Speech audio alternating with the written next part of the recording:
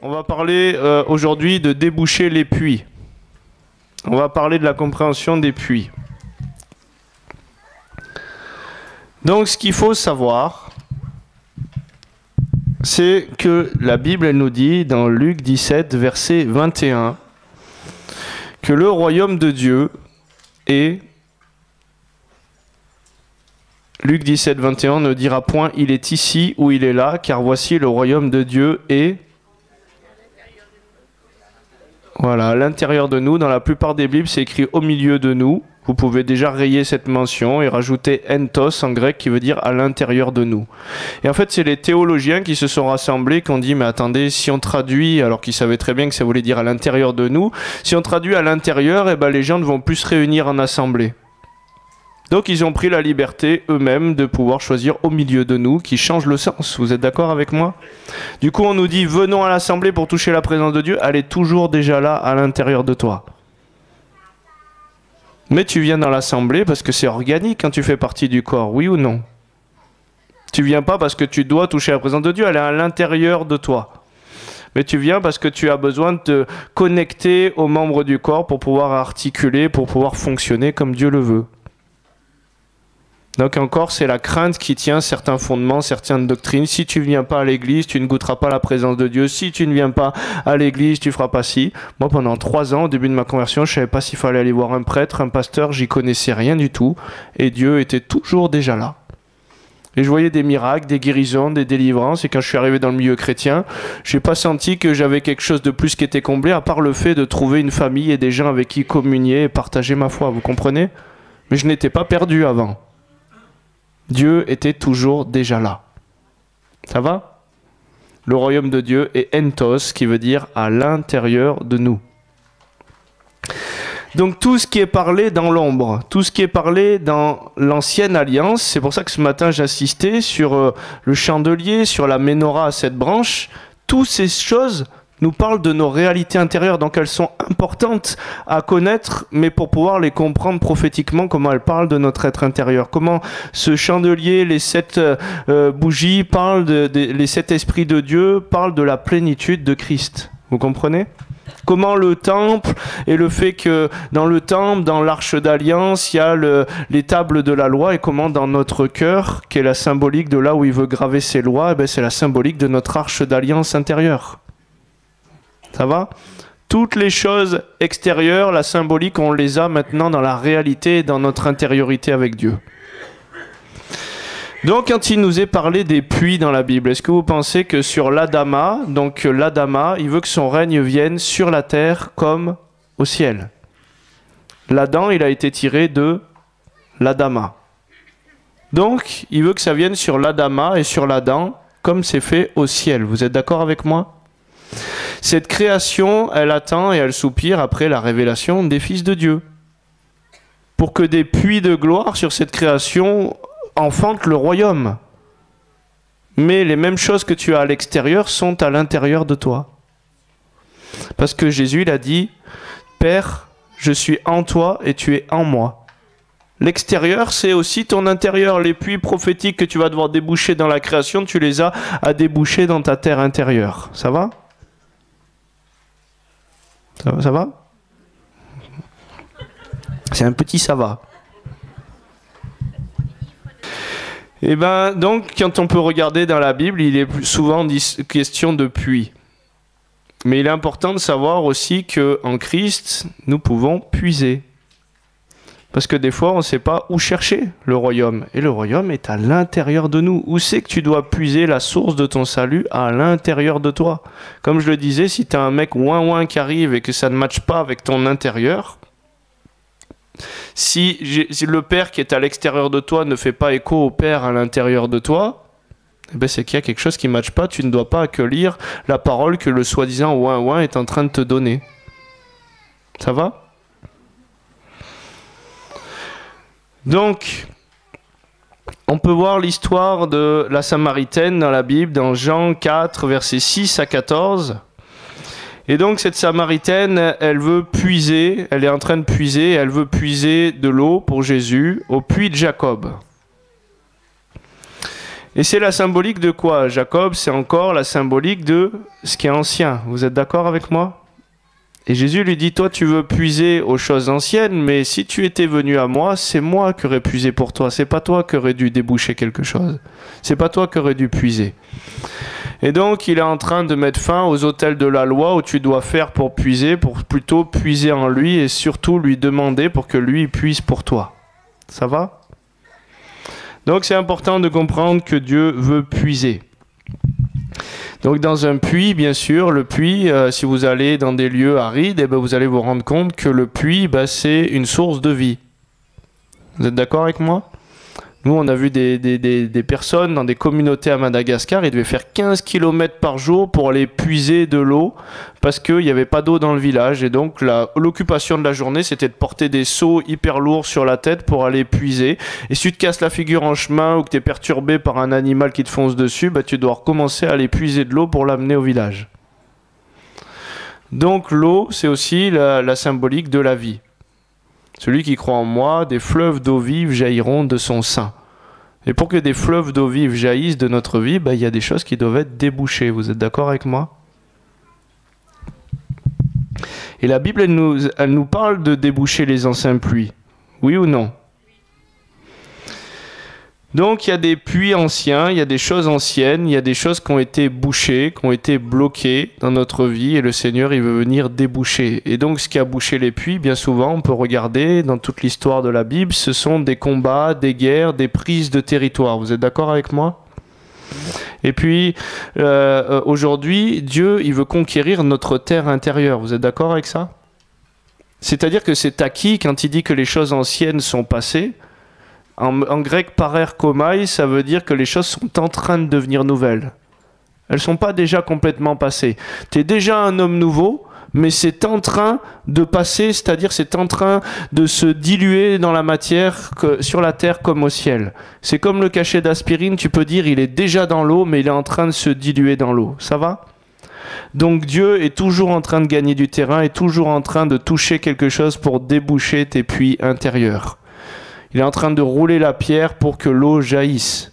Il est en train de taper le rocher intérieur pour que l'eau jaillisse. Il est en train de changer le cœur de pierre en un cœur de chair. Amen. Et donc, qu'est-ce qui va faire que Jésus peut déboucher les puits? Par quoi on hérite de la promesse dans la Nouvelle Alliance? Elle voulait puiser. Elle voulait puiser par ses forces au puits de Jacob. Dans la Nouvelle Alliance, Jésus lui dit non, tu m'aurais demandé. C'est moi qui puise pour toi. Donc comment tu veux que ton puits intérieur se débouche? Tu as déjà une clé, c'est-à-dire que toi, tu ne pourras pas. Et il te dit, si tu étais venu à moi et que tu m'aurais demandé de puiser, c'est moi qui aurais puisé pour toi et tu ne serais pas épuisé. Et donc c'est important de voir que, on peut voir dans la Bible que Dieu a potentiellement sauvé tout le monde, aimé tout le monde. Vous êtes d'accord avec moi? Il a tant aimé le monde. Mais tout le monde ne sera pas sauvé. Pourtant le potentiel c'est qu'il a donné sa vie pour le salut de quiconque croit. Oui ou non? Tous ceux qui croiront seront sauvés. Et on peut voir, il y a des passages, je développerai là-dessus, sur l'évangile du salut qui est prêché aujourd'hui, qui n'est pas l'évangile de Christ. Mais on peut voir que dans le livre de vie, il y a des noms qui vont être enlevés. Donc ça veut dire qu'il y a des gens qui étaient dans ce livre de vie, qui étaient dans le potentiel et dans l'appel de Dieu, mais qui ne sont pas rentrés dans l'élection de cet appel. Vous comprenez ? Et donc, potentiellement, par les meurtrissures de Jésus, qui est guéri ?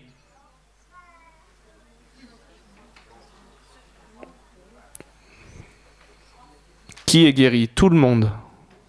Potentiellement. Qui est potentiellement guéri? Tout le monde. Qui est potentiellement sauvé? Tout le monde. Qui est potentiellement délivré? Tout le monde. Mais qui c'est qui va rentrer dans l'élection de cet appel à être guéri, à être sauvé? Ceux qui vont ouvrir leur cœur à Christ. ceux qui vont se rendre malléables entre les mains du potier, ceux qui vont diminuer de leur force de puiser, de s'épuiser, d'essayer de faire court crise pour redevenir faible, et quand je suis faible, c'est alors qu'il est fort.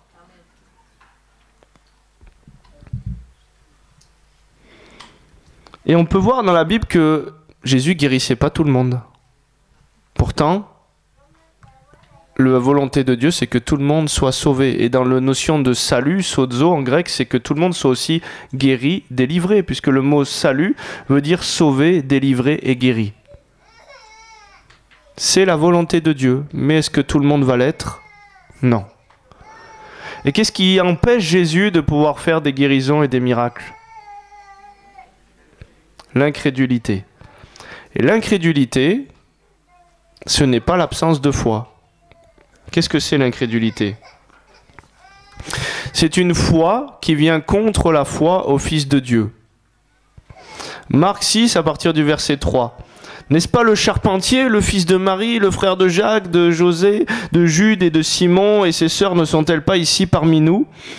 Quand le Shabbat fut venu, il se mit à enseigner dans la synagogue. Beaucoup de gens qui l'entendirent étaient étonnés et disaient: d'où lui viennent ces choses? Quelle est cette sagesse qui lui a été donnée? Comment de tels miracles se font-ils par ses mains?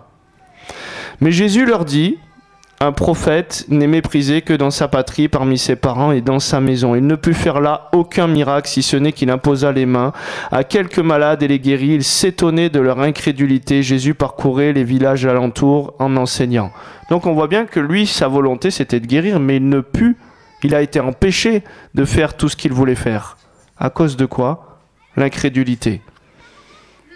Et donc on doit déboucher le puits de l'incrédulité.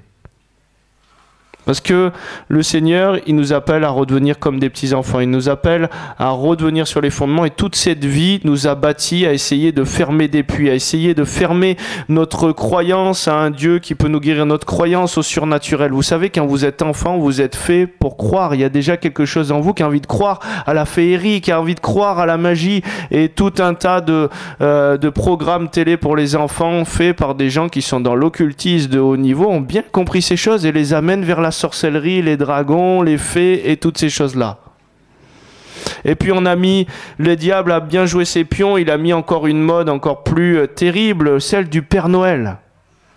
L'enfant, il croit tout, il croit qu'on peut être sur des rennes, qu'on peut voler, qu'on peut faire ci, qu'on peut faire ça, et puis finalement, tu lui mens toute sa vie, et puis à un moment, tu lui dis, mais non, mais c'était le cousin machin qui faisait ça, ou l'oncle ci, et du coup, tu es en train de déjà mettre quelque chose qui vient casser sa foi, un puits bouché, pour commencer à formater sa pensée et l'amener à penser dans une direction. L'ennemi a bien joué, il est malin.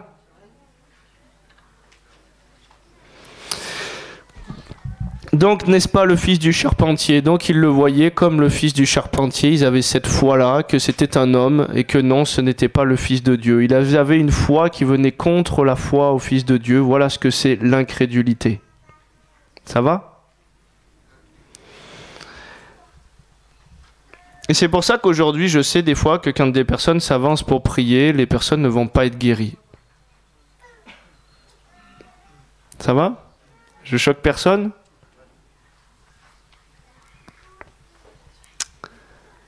Donc, on peut voir dans la Bible, Acte 14 à partir du verset 9, la Bible dit: il écoutait parler Paul, et Paul fixant les regards sur lui et voyant qu'il avait la foi pour être guéri. Il lui dit d'une voix forte: lève-toi droit sur tes pieds. Il se leva d'un bond et marcha. Qu'est-ce qu'il avait vu, Paul? Le fait qu'il y avait un écho et qu'il n'y avait pas une foi qui venait contre ce qui était en train de se passer, mais qu'il y avait une ouverture. Et des fois, on m'amène dans des conférences et j'ai vu des paralytiques se lever, j'ai vu des membres repoussés, de la multiplication de nourriture, on a vu 2 résurrections de morts. Je crois que Dieu peut faire des choses miraculeuses, je l'ai vu. Mais des fois, dans les conférences, on t'amène des personnes sur un fauteuil roulant, on te les met devant. Les personnes n'ont rien demandé, elles ne croient même pas, elles ont été forcées par un proche à venir en disant: voilà, il m'a gonflé, mais bon, allez, s'il peut se passer quelque chose, mais moi je ne crois pas à ces trucs-là. Qu'est-ce qui va se passer? À part t'amener un hôtel d'incrédulité devant qui va déjà faire que la foi des gens, parce que la personne ne se lève pas, va commencer à être cassée et ne va pas bâtir la foi dans le miraculeux, et ben voilà ce que ça produit. Ça va? Vous pouvez pas prier que pour quelqu'un qui a une foi qui vient contre. Il ne se passera pas le miraculeux. Pour un mort, c'est différent parce que le mort, il n'a pas une foi contraire. Mais pour quelqu'un qui a une foi qui n'est pas alignée, la Bible, elle dit que là où deux tombent d'accord, il y a une base d'alliance. Mais si la personne, dans son être intérieur, quand tu pries pour elle, elle n'est pas d'accord. Moi, j'ai prié pour des personnes, pour la délivrance de personnes. Il n'y avait rien qui bougeait. Et pourtant, je voyais tous les esprits et les bébêtes qui les animaient. Mais je priais pour eux, il n'y avait rien qui passait.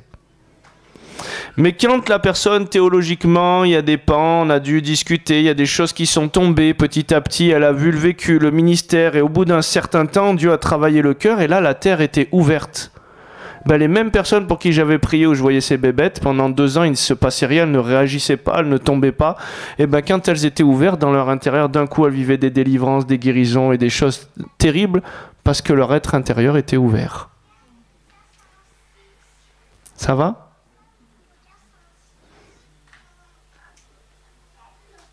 Voyant qu'il avait la foi pour être guéri.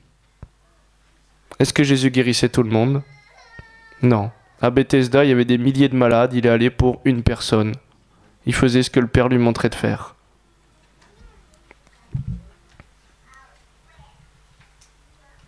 Matthieu 8, verset 10, après l'avoir entendu, Jésus fut dans l'étonnement et il dit à ceux qui le suivaient, je vous le dis en vérité, même en Israël, je n'ai pas trouvé une aussi grande foi. Or, je vous déclare que plusieurs viendront de l'Orient, de l'Occident, et seront à table avec Abraham, Isaac et Jacob dans le royaume des cieux. Mais les fils du royaume seront jetés dans les ténèbres du dehors, où il y aura des pleurs et des grincements de dents. Puis Jésus dit au centenier, va, qu'il te soit fait selon ta foi. Alors même le serviteur fut guéri. Qu'est-ce qu'il honore? Il voit sa foi et son ouverture intérieure. Donc je le redis parce qu'aujourd'hui il y a des théologies qui disent qu'il faut imposer les mains et sauter sur tout le monde, et moi je ne crois pas à ça. Oui, tu as reçu un commandement, impose les mains, guéris les malades. Mais quand il a dit aux disciples d'aller imposer les mains et de chasser les démons et de guérir les malades, ils n'étaient pas dans la nouvelle alliance. Il envoyait les disciples 2 par 2 sous le mandat d'un sacrificateur Jésus qui n'était pas encore mort à la croix, où le Saint-Esprit n'était pas répandu et demeurait en eux, vous comprenez? Et Paul et Pierre, il avait reçu cette onction extérieure, et même Judas l'avait reçu, il a pu sortir de la vision de Christ. Vous êtes d'accord avec ça? Pierre qui n'a pas été né d'en haut, puisque ça s'est passé après la crucifixion, vous êtes d'accord avec moi? Où tu as pu passer dans un nouvel état parce que Jésus était venu payer le prix. Il n'était pas né de nouveau. Il leur avait délégué une onction d'une manière extérieure, comme ça se passait dans l'ancienne alliance, où l'onction reposait sur et ne demeurait pas dans à l'intérieur. Donc ils n'étaient pas comme Jésus. Ça va? Je suis peut-être en train de casser des pans de fonctionnement, mais ils ne fonctionnaient pas comme Jésus, ils étaient dans l'ancienne alliance. Et quand ce qui est parfait sera venu, il vous conduira dans toute la vérité. Et vous serez comme moi, le premier-né de parmi beaucoup de frères. C'est ce que la Bible nous dit. Oui ou non? Donc tu n'es pas appelé à faire de la méthode, à aller dans les rues et à sauter sur tous les gens qui veulent voir. Et pourtant on nous dit oui, mais la Bible elle dit prêche la parole, insiste en toute occasion, qu'elle soit favorable ou non. Je dis bien sûr, si Dieu te le dit. Parce que le Seigneur, c'est l'Esprit. Et si Dieu te le dit, même si le contexte n'est pas favorable, tu fais feu. Si Dieu ne t'a rien dit, c'est ta chair qui veut prêcher l'Évangile. Et là, ta chair, elle peut ramasser. Ça va? C'est pour ça qu'il est important que ces brebis entendent sa voix et qu'elles le suivent. C'est le fondement déjà de l'Évangile. Comment tu veux combattre si tu as une épée dans les mains, tu dis oui, je crois à la parole de Dieu, que j'ai une épée dans les mains, et que tu as les yeux bandés face à un lion rugissant. Qui va gagner? Donc Dieu veut nous faire grandir dans la compréhension des choses, Dieu veut nous faire regarder. Et je sais des fois, il y en a qui ont été à Pau, à une réunion qu'on avait fait, voilà, il y en a qui étaient là. Vous avez vu, il y a une personne, je dis, il y a une personne qui va se lever de son fauteuil ou il y a une personne qui va enlever les cannes. Je l'avais vu et j'avais vu que dans son cœur, elle avait la foi pour que ça se passe. Je lui ai dit, lève-toi. Elle s'est levée, elle était guérie de la jambe. Une autre d'un fauteuil roulant. Mais je n'ai pas prié pour tout le monde, ni sauté pour tout le monde. Et des fois, les gens, ils arrivent et ils me disent, prie pour ça, pour la conséquence, ils n'ont pas la foi pour, et le Seigneur me conduit à prier autrement. Comprenez? Est-ce qu'il y a des gens, peut-être dans leur parcours, ils n'ont pas encore la terre intérieure qui est préparée pour accueillir la semence de l'Évangile? Et avant le temps, ce n'est pas le temps. Et même à vouloir forcer les choses, eh ben, on fait plus de dégâts et on peut éloigner les personnes plutôt que finalement que ça tombe dans la bonne terre préparée qui est ouverte.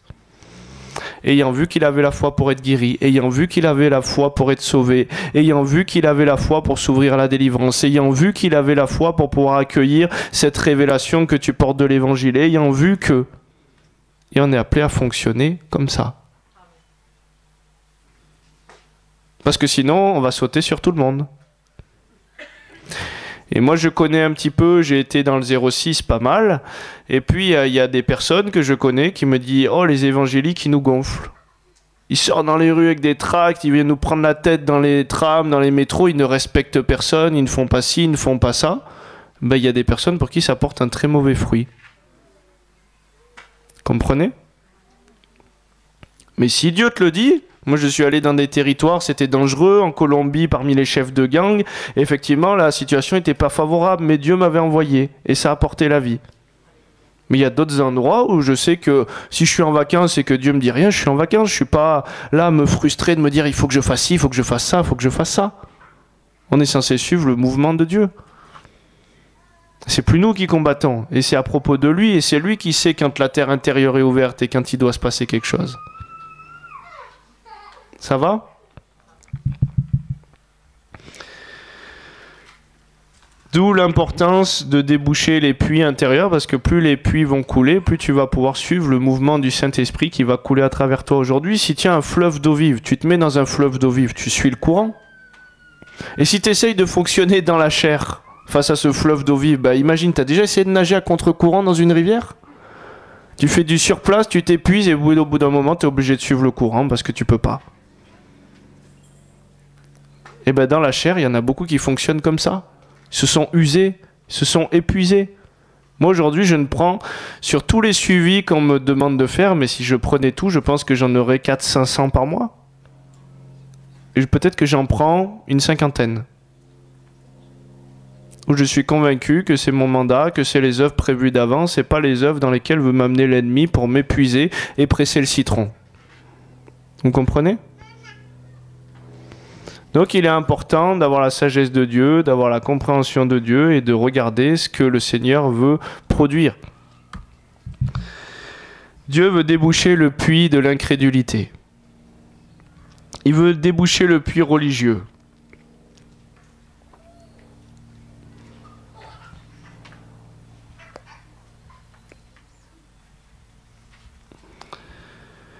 Et puis on doit être ce puits aussi qui sait garder l'eau.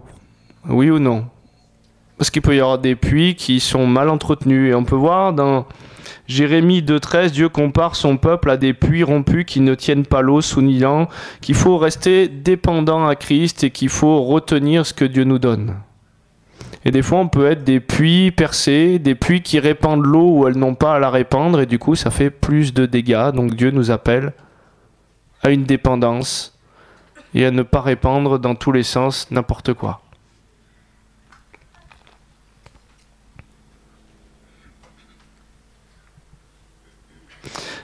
Marc 2, verset 5, Jésus, voyant leur foi, dit au paralytique, mon enfant, tes péchés te sont pardonnés. Et ensuite, lève-toi et marche. Ça va? Donc on voit que tout ce qui intéresse, ce que Dieu regarde au cœur, Dieu regarde à l'intérieur de l'être des personnes, il regarde s'il y a la foi. Et s'il y a la foi, ben là où deux tombent d'accord, il se passe quelque chose. Vous êtes d'accord avec moi? Et la foi se met en œuvre, on ne peut pas tricher dans ce qu'on reçoit.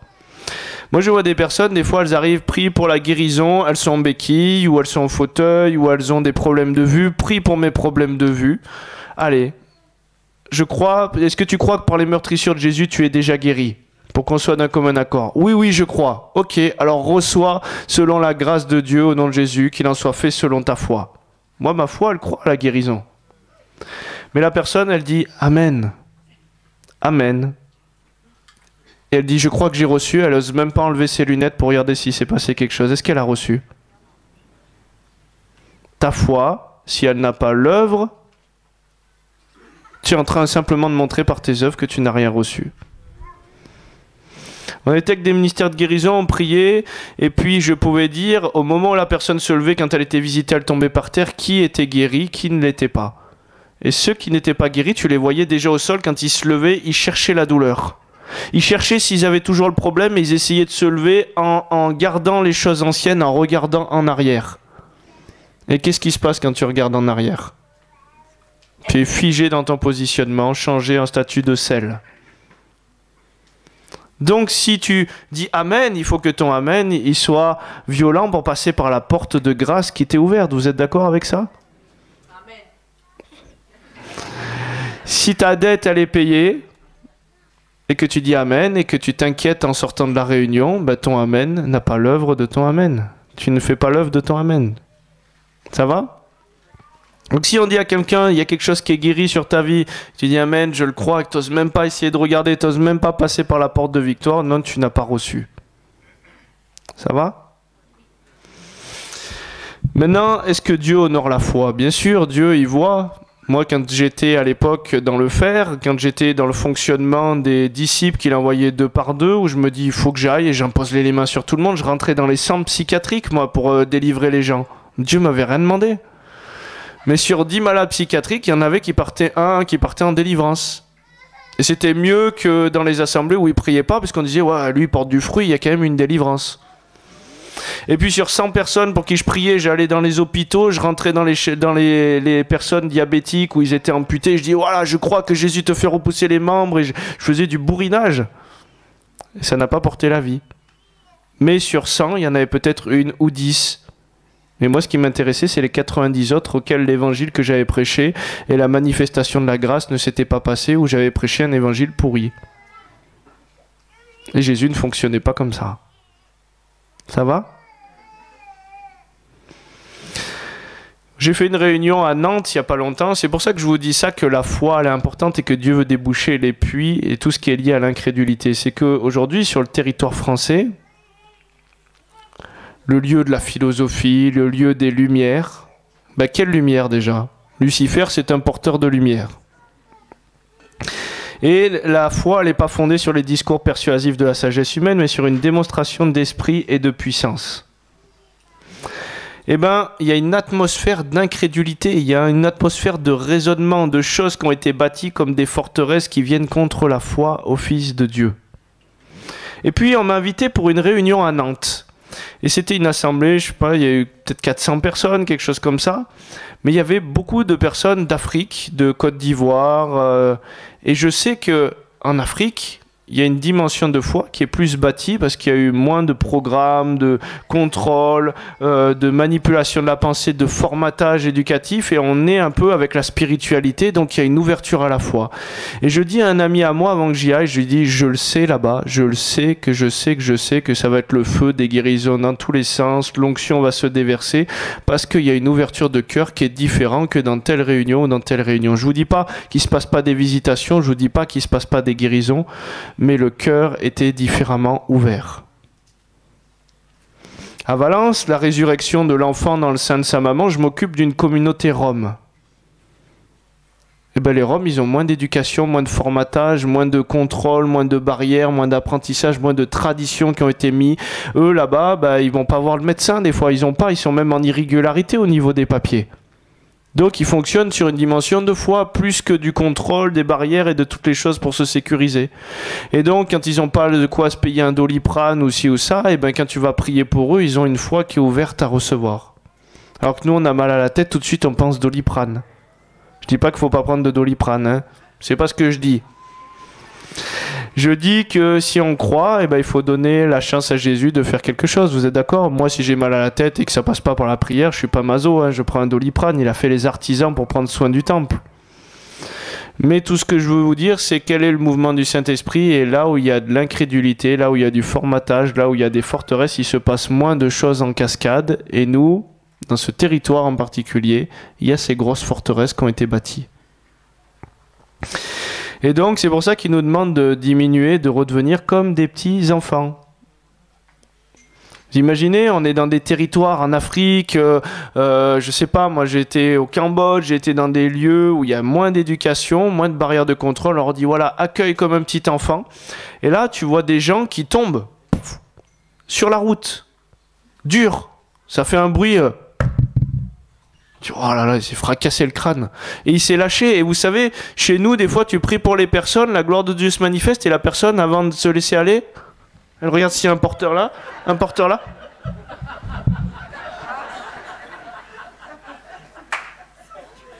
Mais il y a une foi différente. Rien que ça, dans l'œuvre, ça le montre. Et quand les gens ils tombaient sur la route, ils me disaient, mais je me suis pas fait mal, je suis tombé comme dans du coton et j'ai été complètement guéri.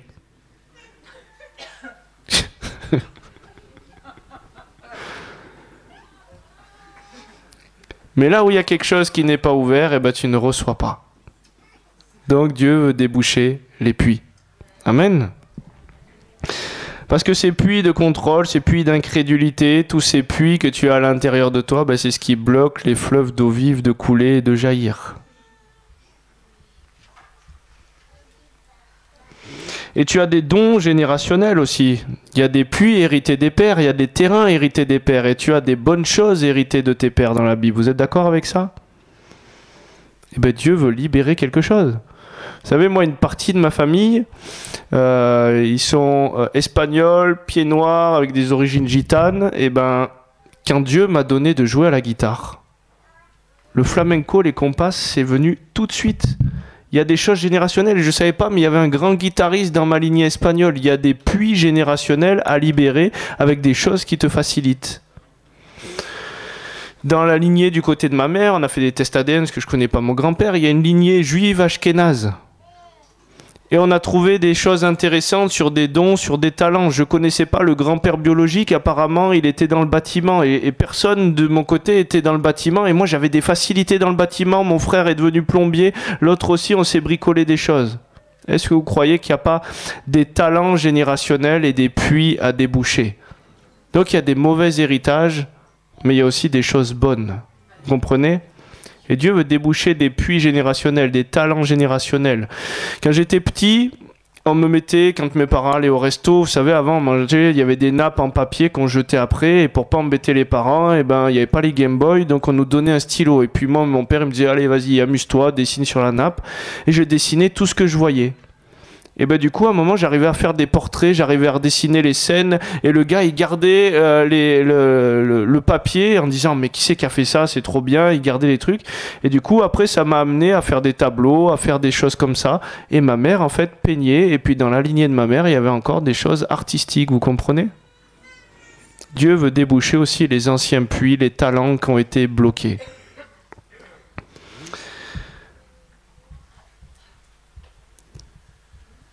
Donc tout ce qui vient obstruer la source de vie. Celui qui croit en moi, des fleuves d'eau vive. Donc il y a les puits de la guérison à déboucher, il y a les puits de la délivrance à déboucher sur ta vie. Il y a les puits de bénédiction générationnelle, la bénédiction des pères, la Bible elle nomme ça, vous comprenez? À déboucher sur ta vie. Dieu veut t'en donner plus. Et les nations sont déjà dans notre ADN, vous savez. Aujourd'hui, on peut retracer, et c'est prouvé, tous les traumatismes générationnels sont marqués dans l'ADN jusqu'à 3 ou 4 générations. Quelqu'un a subi un viol dans ta lignée, toi tu n'as pas subi, bah, tu vis le viol comme si tu l'avais subi. Ça va? Donc aussi, il y a quelqu'un qui avait des talents pour les langues, ou qui affectionnait ci ou qui affectionnait ça, tu l'as aussi dans ton ADN, et tu es attiré vers tout un tas de choses qui sont là parce que Dieu a déjà mis l'appel sur ta vie. Quand j'ai fait un test ADN, je vais vous dire, j'ai trouvé des choses hallucinantes. J'avais des origines nord-africaines aussi. C'est pas étonnant puisque une partie de l'Espagne a été conquête musulmane. J'avais des origines juives. J'avais 60% de mon ADN d'origine ibérique, l'Espagne. J'avais des origines d'Égypte. juive ashkénaze, de Pologne, de Bretagne et de, je sais plus, celtique, mais j'avais aussi des origines nigériennes. 1% de l'ADN, et cet ADN, il remonte qu'à 8 générations.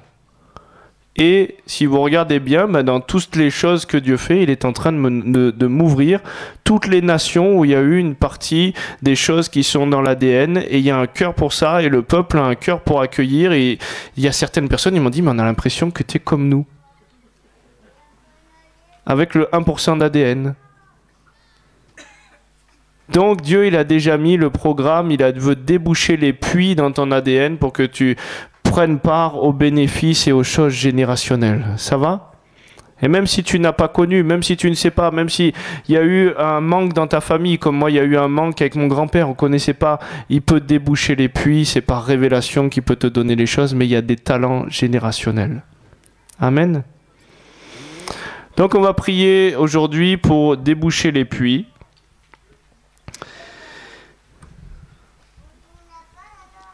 On va prier pour tout ce qui est venu aussi des scènes qui ont été prises dans l'iniquité. On va prier avec les responsables s'il y en a qui sentent, qui ont des besoins à ce sujet-là. Mais il y a des talents que Dieu veut que tu n'enterres pas. Il t'a donné des talents, il ne veut pas que tu les enterres. Il a donné des talents générationnels, il a donné un appel à la lignée, il ne veut pas que tu les enterres.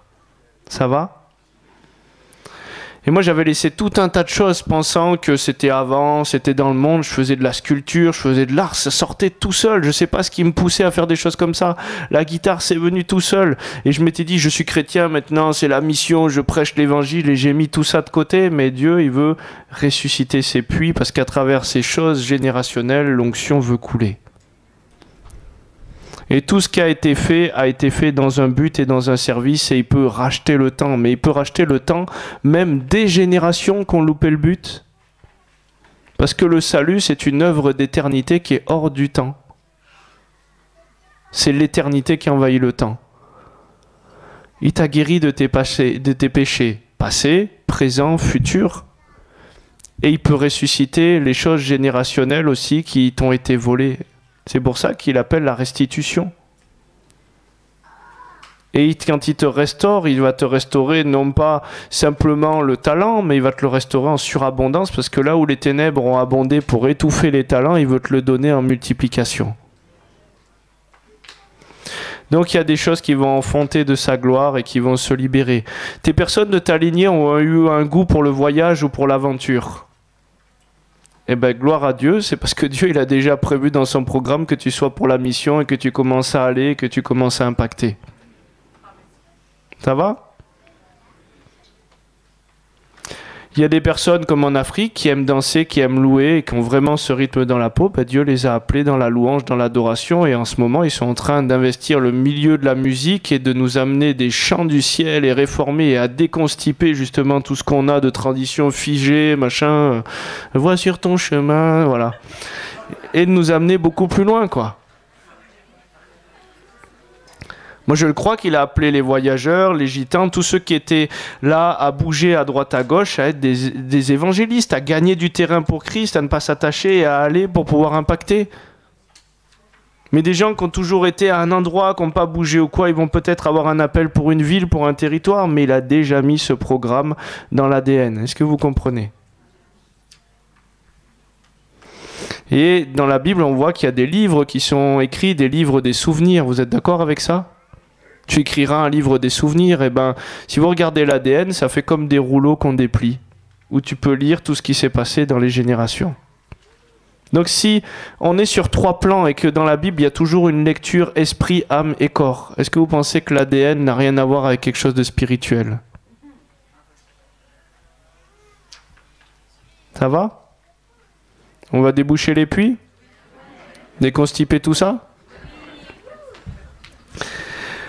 Ok, donc on va prier un petit peu et que les choses générationnelles puissent se libérer, que les talents, que tout ce qui doit éclore, que tout ce qui doit se libérer, doit enfanter sur votre vie. Vous êtes d'accord avec ça ?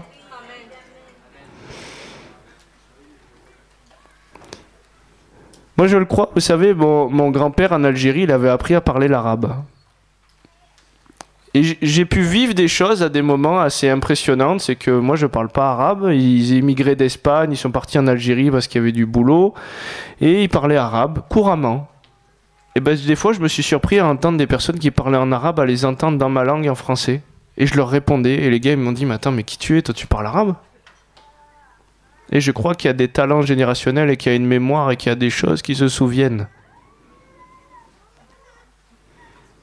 Moi, j'avais du mal à apprendre l'anglais. Beaucoup de mal. On dit, ouais, c'est normal, les latins, ils sont moins pour ces langues, machin et tout. Et j'ai regardé dans les générations, et en fait, il y a eu un conflit entre l'Espagne et l'Angleterre. Et bien, qu'est-ce que ça crée, ce conflit? Eh bien, moi, il y avait un conflit, je ne pouvais pas supporter cette langue. Et quand quelque chose a sauté en moi, quelque chose a pu se libérer. Dans la lignée du côté de ma mère, moi, j'aimais prendre la guitare, mais j'aimais faire que des trucs, des improvisations, des machins. J'aimais pas les trucs cadrés, structurés, tout ça, ça me gonflait.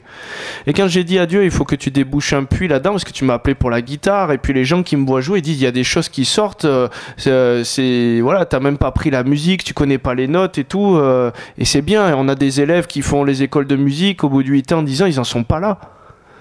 Il dit, toi, il y a quelque chose. Mais tout ce qui était de faire 4 accords à la suite, les trucs bateaux, les machins, ça me gonflait la structure. J'aimais l'improvisation. Puis j'ai demandé à Dieu, j'ai dit, vu que tu m'as appelé là-dedans, il y a quelque chose à déboucher. Et puis je me suis tenu dans sa présence où on peut venir à lui avec assurance au trône de la grâce pour être secouru dans nos besoins. Et puis j'ai vu quelqu'un de m'aligner du côté de ma mère qui faisait du piano. Et vous savez, dans les conservatoires à l'époque, à chaque fois que tu faisais des fausses notes, quand tu apprenais, ils te tapaient sur les doigts. Où il te faisait refaire et il te frustrait. Et du coup, cette personne de m'aligner a été frustrée avec la musique et l'apprentissage de la musique, et ça m'avait frustré avec l'apprentissage de la musique. Et quand ça a sauté, je pouvais faire des arpèges, des machins, des trucs bateaux, et puis ça me gonflait plus, ça allait bien. Dieu veut déboucher les puits. Amen. Il y a peut-être eu des génies, des gens très intelligents dans ta lignée, et peut-être qu'il y a une intelligence surnaturelle qui va sortir pour des projets novateurs pour l'avenir. Il y a peut-être eu des grands entrepreneurs, et peut-être qu'il va te donner une invention et un truc qui va te permettre de racheter le temps et même de générer des bénéfices qui vont pourvoir à ta famille, aux besoins et changer les nations. Est-ce que tu crois ça? Amen. Ok, donc déjà on va s'attaquer au puits de l'incrédulité. Vous êtes d'accord avec ça? Il y a des forteresses qui sont là. Et s'il y a des personnes qui réagissent comme d'habitude sur ce qui est nommé, avancez-vous et les ministères vont se lever et vont prier pour vous. Donc Seigneur, merci pour ta grâce, merci pour ton amour. Seigneur, tu es le Dieu d'amour qui veut nous aider, qui veut nous amener plus loin, qui veut nous faire prospérer dans tous les domaines de nos vies, comme prospère l'état de notre âme. Seigneur, il y a eu des talents générationnels. Il y a peut-être eu des gens dans votre lignée qui ont eu des talents oratoires pour parler à du public et qui avaient des bons mots et qui avaient des choses comme ça. Et puis ça a été bloqué, ça a été volé. Il y a peut-être eu des gens qui ont une assurance. Pourquoi j'étais dans les 20 premiers Français au tennis? Pourquoi j'étais bon à la boxe, au Krav Maga, à toutes ces choses? Il y a eu Marcel Cerdan dans ma lignée. Il y a quelque chose de l'ADN. Mon cousin se met à la boxe, il devient champion de France de boxe. Un autre se met au MMA, et il a pas de défaite pour le moment. Il y a des choses qui sont là, qui sont dans l'ADN comme une programmation, mais qui doivent servir aujourd'hui Christ. Et si tu as une bonne condition physique et que tu peux y aller et que tu peux envoyer du lourd, bah tant mieux, parce que tu peux tenir des heures de prédication, tu peux aller dans des zones, dans des lieux, tu peux faire de la marche, tu peux évangéliser. Dieu, il a donné des talents. Vous comprenez? Eh bien Seigneur, merci pour ta grâce, merci pour ton amour, merci pour tout ce que tu libères aujourd'hui. Et Seigneur, moi je viens contre tout ce qui fait obstacle maintenant à recevoir la guérison, la délivrance et les bénédictions que tu as prévues. Tout ce qui est venu maintenant, au nom de Jésus, du formatage de nos pensées, les forteresses d'incrédulité qui se sont levées contre nos vies maintenant. Allez, j'ordonne au nom de Jésus que tout ce qui est venu de l'incrédulité, que tout ce qui est venu Mettre la sagesse humaine, Sophia, la philosophie, c'est la sagesse humaine qui est mise devant, la compréhension humaine qui est mise devant toi. Au nom de Jésus, j'ordonne à toute la puissance de la sagesse humaine, à toute la puissance des lumières, à tout ce faux éclairage de l'ennemi maintenant de quitter ta pensée, de quitter ton mental maintenant, de quitter ta mémoire. J'ordonne à toutes les forteresses qui ont été bâties dans l'incrédulité, dans une foi contraire à Dieu, tout ce qui est venu regarder sur un plan humain, dans l'analyse humaine, j'ordonne au nom de Jésus que toute forme d'incrédulité, que tout l'esprit qui a été nommé incrédulité maintenant, allez, quitte ta vie au nom de Jésus. J'ordonne que la puissance qui vient maintenant boucher les puits de foi sur ta vie alors que tu as été fait dans la dimension de la foi, tu as été fait pour vivre par la foi.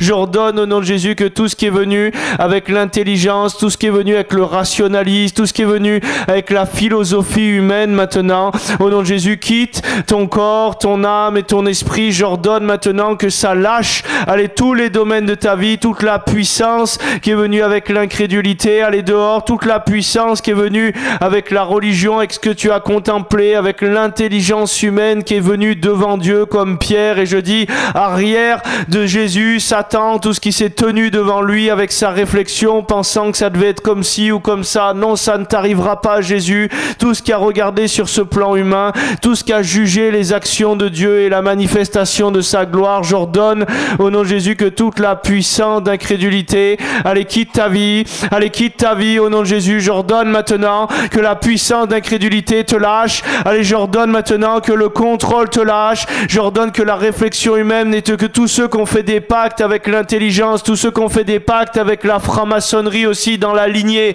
qui ont mis la philosophie, qui ont signé un testament philosophique. J'ordonne, allez, que toute la puissance de l'intelligence humaine, de la philosophie qui est venue en alliance sur ta vie, allez, quitte maintenant ton corps, ton âme et ton esprit. Allez, au nom de Jésus, dehors toute la pensée humaniste maintenant qui a voulu passer devant l'esprit.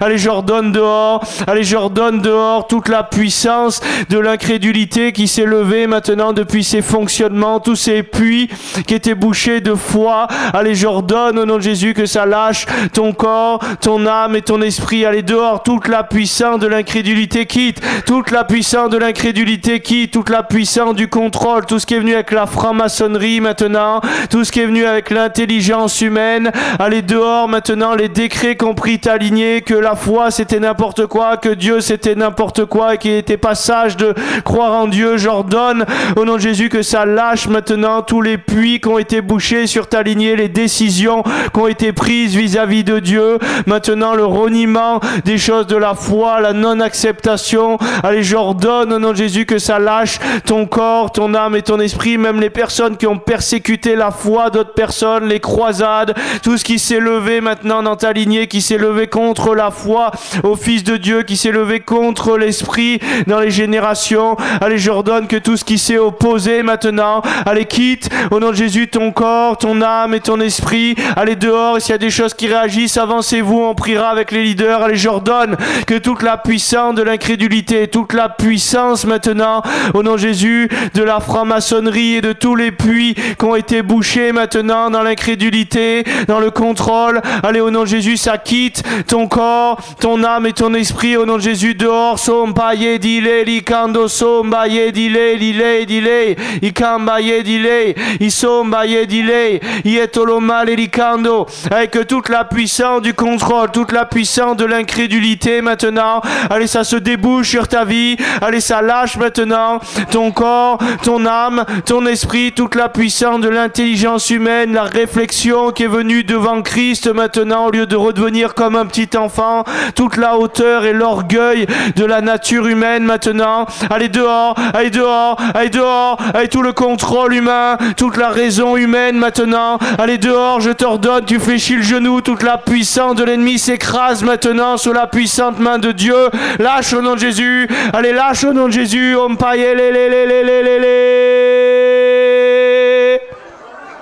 Toute toute la puissance de ce lien d'iniquité. Kampaye dile, Yesotolomale. Rachel, Catherine, si vous voulez prier aussi, sentez-vous libre. Hein. Kampaye, Indolomale, Yesotolomale, Ikando Sontolomaye.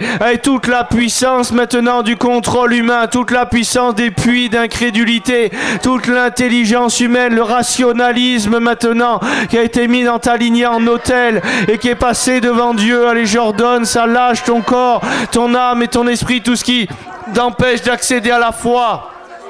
Et laisse-toi aller dans les bras de Jésus, ne contrôle pas, ne résiste pas. Incompaye, et l'elomale, et laissez les personnes aller si elles vont tomber, à laisser que tout genou fléchisse. Et des fois, quand la puissance de l'ennemi fléchit le genou, il y a quelque chose qui est vaincu. Intolomale, allez, j'ordonne que toute la puissance de ce lien, allez, d'iniquité te lâche au nom de Jésus. Est-ce que Sephora, tu veux prier avec Frédéric, si vous voulez aussi prier pour les personnes à deux? Imbale likando so, imbale likando so, Yeso, l'ineno kambaye, Yeso, avec toute la puissance maintenant qui vient avec l'intellectualisme, avec les raisonnements humains, avec la pensée de la philosophie, la pensée des Lumières et tous ceux qui se sont alliés à ces mouvements de pensée humanistes, philosophiques. Allez, j'ordonne, au nom de Jésus, ça quitte ton corps, ton âme, ton esprit, au nom de Jésus. Sompaye,